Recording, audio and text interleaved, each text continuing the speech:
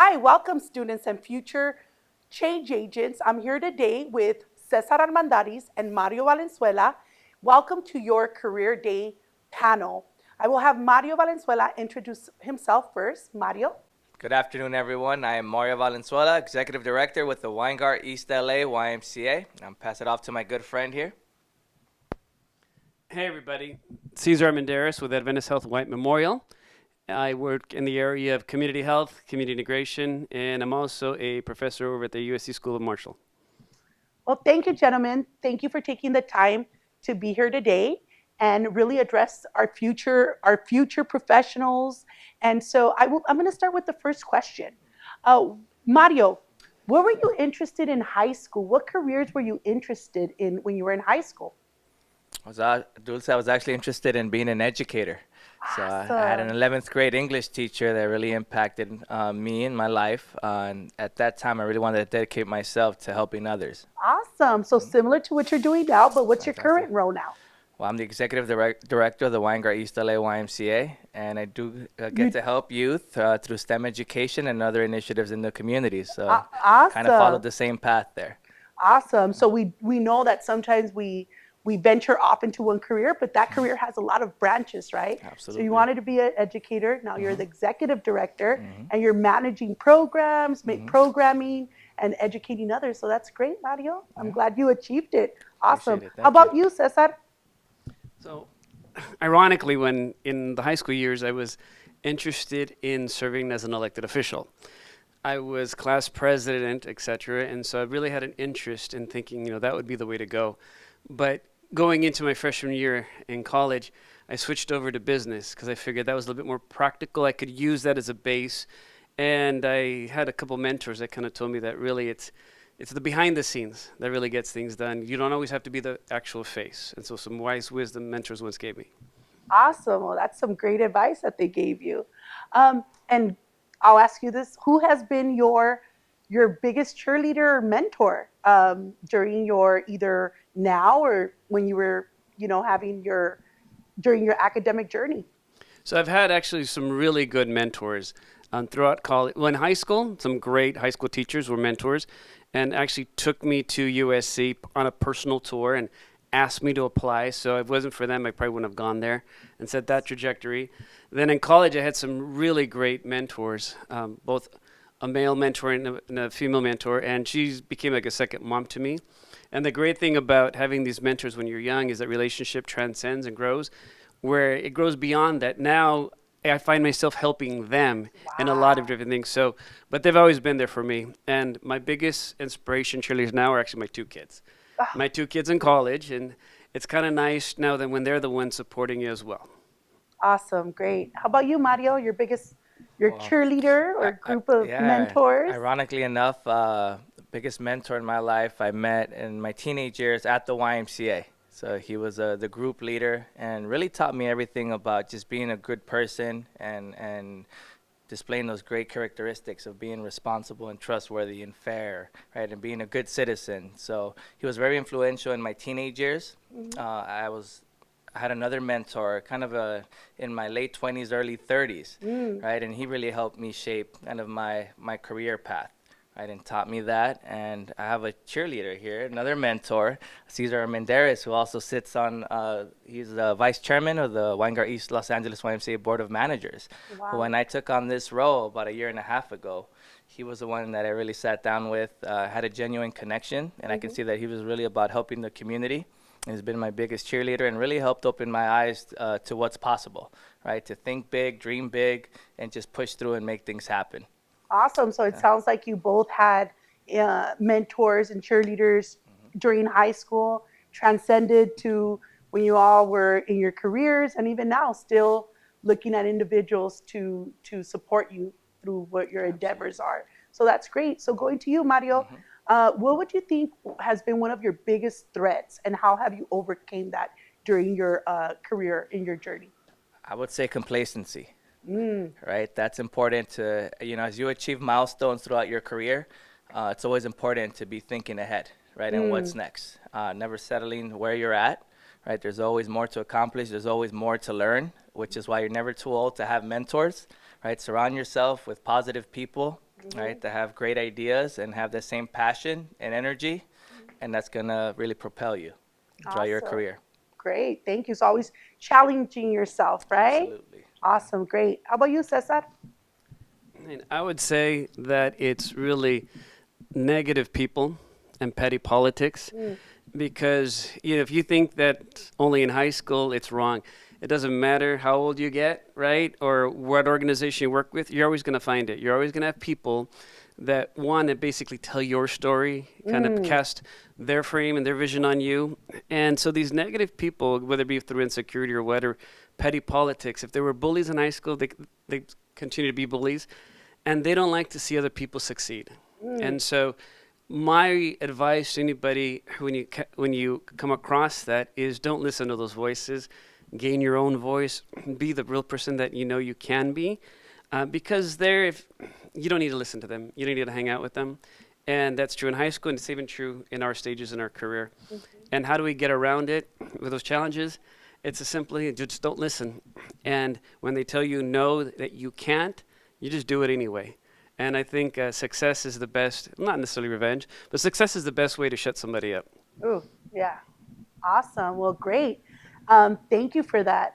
That's a lot of wisdom, right? That our young, our students, our future could take advantage of. Because I find that we'll find bullies at no matter what age, right? When Yeah. you're in elementary, middle school, high school, and even as adults. So thank you for that.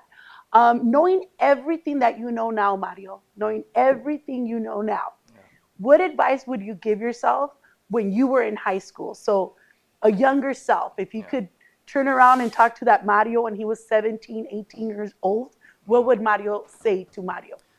Believe in yourself, right? There was always that self-doubt that I was very timid in high school. Really second guessed myself a lot.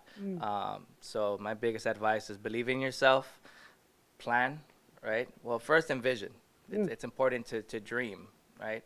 Plan for it, celebrate the milestones along the way as you're executing, and just be relentless. If you believe in something, if you're passionate about something, go full speed ahead. Awesome. Thank you. How about you, Cesar? Advice to little Cesar? To little Cesar, it would be really just chill out, relax, enjoy the journey. It's because there's also a group of students out there that might relate that you're just that A personality, always go-getting, and you're stressing out over every little thing. And then you realize, tomorrow's going to come. And oftentimes, those little things you're stressing about now don't really matter down the road, but they're a big thing now.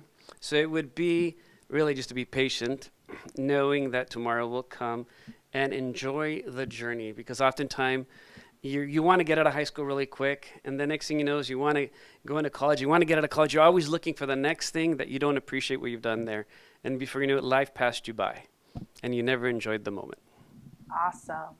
Well, thank you, gentlemen. Any last words that you would want to share with the future educators, directors, administrators, doctors, business owners? What is something you would want to share? Some last words. Wow. Well, the future is bright and it's in your hands. With everything that's going on in the world, be kind to others, right? And just shine on, shine through. Cesar? Well, I echo what everybody else says here too. It really is that. It's as cheesy it may sound, that you guys are the future, next generation. It's true that we will depend on you, right? And so we do what we do to hopefully build a path, be trendsetters, to build a better future for you all, so that not only can you turn around and take care of us when we're older and be those leaders, but then pass it on to the next generation.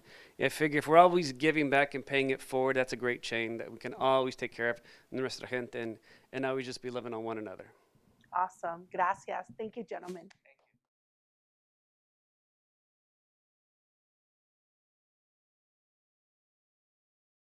Hi, welcome, high school students. My name is Dulce Acosta, and I serve as your Executive Director for Community Partnerships for the University of Southern California.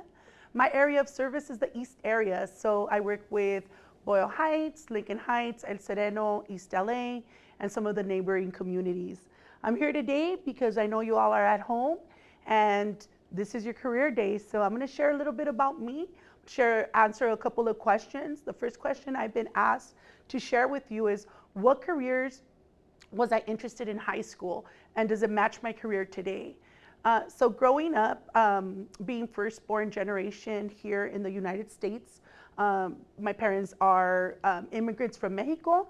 So being that said, the dream that I had growing up was to be, I wanted to be a lawyer. I wanted to help individuals that maybe had issues, legal issues, and that's what I planned to be. And as I grew older, that dream became more of a distant dream, to the point where at the age of 16, I dropped out of high school. I took my GED, I passed it, and I entered the trade school system. I have a wall of certificates. I'm a medical assistant, dental assistant, fingerprint analysis. And so I have a lot of short certificates, but I think that actually led me to learn about different fields. And so one of those certificates led to an opportunity to work at USC when I was about 22 years old. And it was there when I was exposed to higher education that the dream again of maybe finishing school, getting a higher education became a possibility. So being that said, I returned to school. I obtained my associate's degree from East LA College, my bachelor's degree from Cal State LA, and my master's degree from USC. So when I say that I didn't have a straight road to higher education, I really mean it. I went different ways. So I'm not a lawyer. I did get my master's degree in social work, so I'm still helping people. And as executive director of community partnerships, my job is to identify needs in the community to see how I could bridge those onto the university and utilize some of the resources that we have in the university. So I am changing people, I am helping people, so that's great. Name a person who was a mentor or a cheerleader. I would have to say it was my mother, who's always been my biggest cheerleader, always been my biggest mentor. One of the reasons why is because growing up, I saw her take 2-3 buses to get to work 10 hours a day sewing. She was a seamstress in downtown LA. But she was my biggest mentor because she educated me with some of the fundamentals that I think that are not highlighted in high school or even in elementary or middle school. And it's just how to, your work ethics, how to work hard, how to, if you don't understand something, ask for help, learn other ways to get to the same goal. Not everything has the same sort of pathway, that it might take us a little while to get there or a different route, but we'll get there, right? So she taught me how to problem solve. She taught me that my valores, my values, she taught me never to jeopardize those no matter how much a job pays or a career pays, right? Just to believe in myself, to be a good person, and to continue to do work for others. So I truly believe she was my biggest mentor, and I believe that a lot of our parents don't get highlighted in Hollywood or in social media, but they're our first educators, they're our first teachers. What would you say has been your biggest threat to your career success? I would say that the biggest threat that I had was myself. It was not believing that I was good enough, not believing that someone that was born and raised in the East area could possibly achieve success, that was something for others, that people like me don't really ever achieve that type of recognition. And so I think when we start doubting ourselves, that's when we become the biggest threat to ourselves. So the way I overcame that is by challenging myself and completing tasks or projects that I knew were difficult and it was a huge problem, but breaking it down in small components and small pieces like a puzzle, right? And understanding that it might take me a little while to achieve that, but if I worked hard and that I believed myself, that I would accomplish it. Knowing everything that I know now, what advice would I give to my younger self? I would say that the biggest advice that you could give yourself, that I would give myself, is to surround myself with positive people. Even if that means I only have one good friend as opposed to 10 other friends, right? Really identifying that one person that no matter if I wanted to learn a different language or if I wanted to travel somewhere in the world, that person would tell me, yeah, you should do it. Or you know what, that's a good idea. I think sometimes we surround ourselves with people that share with you like or tell you like, why do you want to do that? Why would you want to go there? Right? I mean, we have to support one another no matter how wild the dream is or how challenging that dream is, right? Like you could do it. I think I serve as a cheerleader for a lot of people, and I just always just truly just inspire people to do whatever it is that is going to benefit them in the long run. Of course, if it's something negative, I try to talk them out of it. But really, just inspiring others to fulfill their own dreams, no matter at what age. If someone wants to go back to school when they're 30, 40, go for it. You want to learn a second language, go for it. I think that we surround ourselves with positive people and we get positive outcomes. You surround yourself with negative people, you're going to get negative outcomes. So that's the advice I would give myself. Uh, some last words that I would love for you all to just really just take it and process it is take advantage of all those teachers, all those counselors that you have, understanding that they're there to serve you and serve your peers. So challenge them. If there's a career that you want to learn more about, if there's a profession that you want to learn more about, ask the questions. Ask if you could bring in individuals that are if you want to learn about Hollywood, media, if you want to learn about programming, if you want to know about coding, I mean, challenge your institutions, challenge the schools to give you more, right? I think that they're there to serve us, and sometimes it doesn't seem that way. So I urge you to find that one teacher that listens, and if you have an idea or you have a request, reach out to them. Thank you. Have a great day and fight on.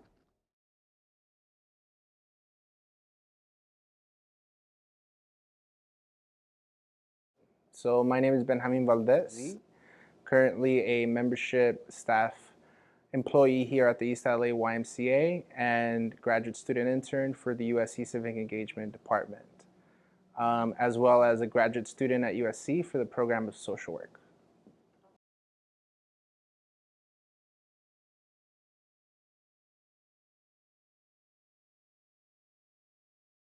So in high school, I actually went to Oscar de la Hoya Animor Charter High School, graduated in 2010, proud boxer. And as a high school student, I spent most of my time here at the East LA YMCA.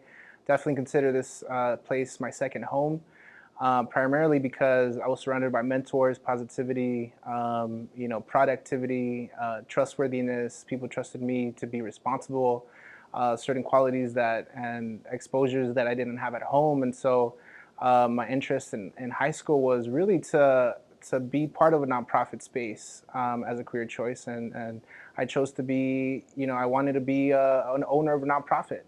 And so currently I work with many nonprofits in the community of Boyle Heights, and my career choice right now is a social worker.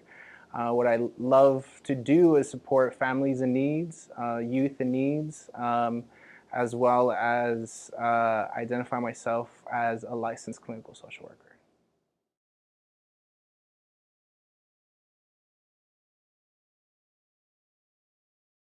Absolutely. So I've had many cheerleaders and mentors in my life, luckily. And just to name a few, I would say Omar Torres, who is also an employee at the East LA YMCA, has been a mentor of mine, I would say, more than half my life. I met him when I was about 14 years old. And the funniest story that I like to share about Omar is that he taught me how to shave, and he also taught me how to register for my college classes. So for me, those levels of support, those levels of care for me were important. And so he's been a pivotal and very important person in my life. I see him as a brother, as my colleague, my coworker, as well as my friend.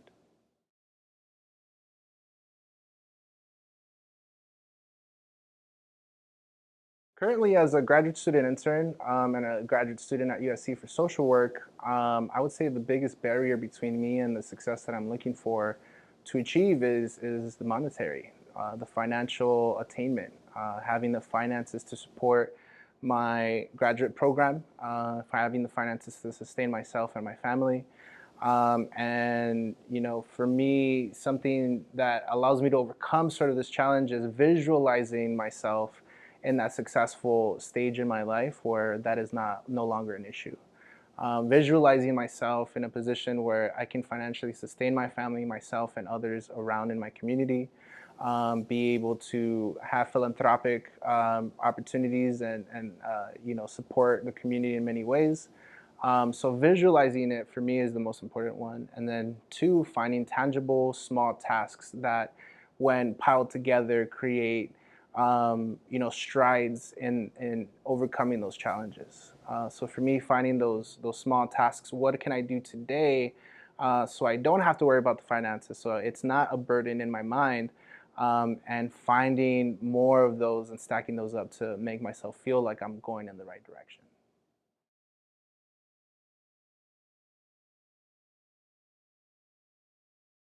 That's funny because I was literally running around this room many a times when I was in high school.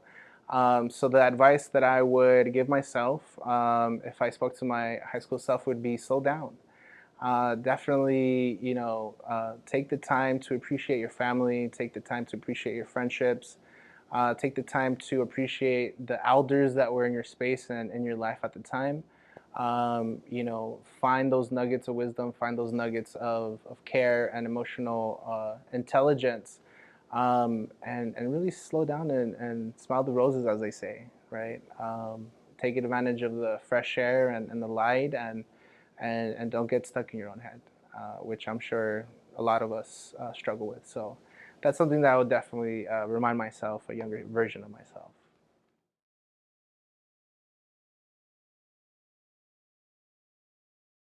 I definitely think high school students today are experiencing a world that is slightly different than mine. I would say that high school students today are immersed in the internet and social media, something that I didn't experience until later in my life. But I would definitely provide the advice that, having the time to be away from social media, having the time to be away from technology, and having very intentional, very emotional, it's okay to be emotional as a high school student. It's okay to go through and talk about your stress levels. It's okay to talk about your mental health. It's okay to talk about what's bugging you. Even if you can't find that space at home, I would recommend that you try to find the space somewhere in your community where there are folks who are able and consent to listening to sort of the issues that you're going through, and find those safe spaces. There are definitely a lot of safe spaces in your community, and try to find those for you to be able to exercise some of those emotions that you have and find very great ways of connecting outside of social media.